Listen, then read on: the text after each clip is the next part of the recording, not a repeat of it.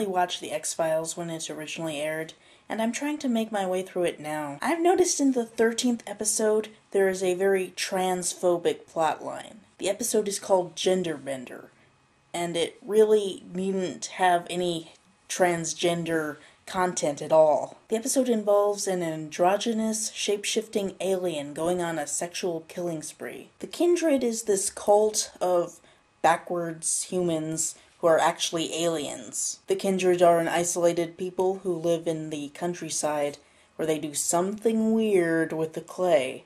It's never actually gone into what they do with it, just that they do something weird with it. This one Kindred named Martin becomes infatuated with human culture after reading a magazine, and he breaks the rule that Kindred can't interact with human culture. He leaves the commune. Martin soon becomes a sexual predator. Kindred have these pheromones that make humans instantly attracted to them, and Martin uses these pheromones to prey on unsuspecting men and women. Martin would have sex with the human, and then kill the human, transform into the opposite sex, and then he'd move on and continue his spree. What's weird is that the transgender element needn't even be there. This plot is about aliens called the Kindred. That's it. They could just call it Kindred, and have these Kindred aliens, and that would be fine. But no, they have to use gender bender. They have to play on transphobia. I mean, the fact that he's a shapeshifter is bizarre X-Files material. But this transformation uses the conflation of masculinity and femininity to disgust the viewer. It's not just that a shapeshifter is a killer. It's that a woman can turn out to be a man. The underlying concept is, oh my god, be careful who you sleep with, because a woman could really turn out to be a man, and then this freak would kill you. So you have to watch your back. Oh, to imagine this day and age someone having sex with a perfect stranger. And this is problematic because there are trans women who have sex with the people they're attracted to while presenting as their internal gender, yes, and then these men would often freak out and kill trans women. And this is a thing. This happens a lot. And then the men claim that the murder is justified because they were freaked out, because a trick was played on them, or something like that.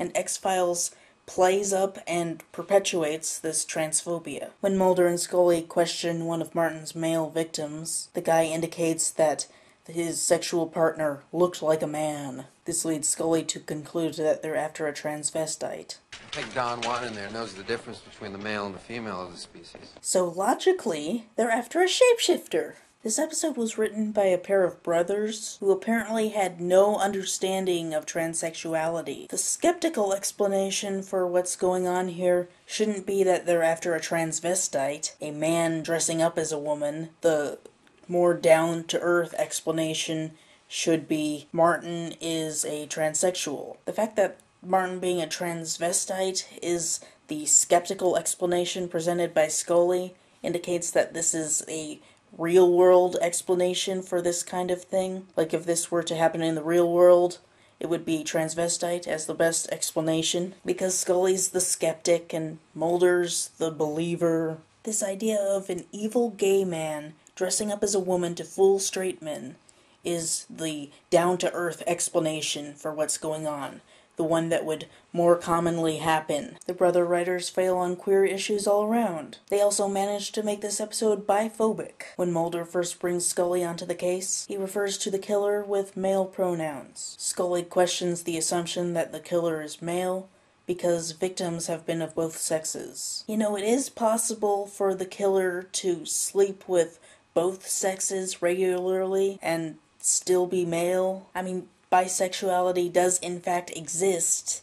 It is a thing. It happens. I mean, I wouldn't be so eager to have another portrayal of an evil bisexual out there, but the thought that the killer might be bisexual should at least occur to them. You've got both a man and a woman on the hotel security line. That is a valid point, but it can stand on its own, and it doesn't need that previous fact about the victims being of both sexes. The Kindred are supernatural sexual predators, and I suspect them to be based on the incubi and succubi legends. In Jewish folklore, the succubi are female seductresses that prey on men while they sleep and make them have sex with them. Rape. But they're men, so we can't say rape. And thus explain away wet dreams. And then after the men ejaculate into the succubus, they transform into an incubus, which is the male version of the seductor. And then the demon preys on women.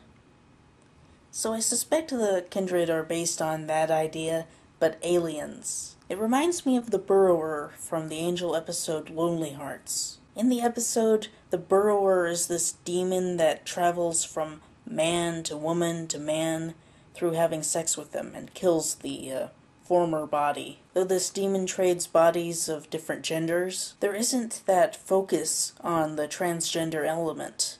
It's more just a sapient STD. It won't last. I already know it's not the one I can live in. And the message is, be careful who you sleep with because they might give you AIDS, rather than, be careful who you sleep with, they might really be a man. Though Scully tells us that Martin does prey on women, we never see that. Martin is only presented as a victimizer of men. Because men are so rarely depicted as sexually vulnerable, and women so rarely depicted as sexual threats, I'm given to believe that Martin's masculinity is the source of this threateningness. The androgyny itself is not threatening. Martin's femininity is not scary. Because the alien's name is Martin, we know that male is his default state. Thus the threatening nature of this alien comes from the idea that the woman you sleep with might really be a man in disguise. And that is problematic on so many levels.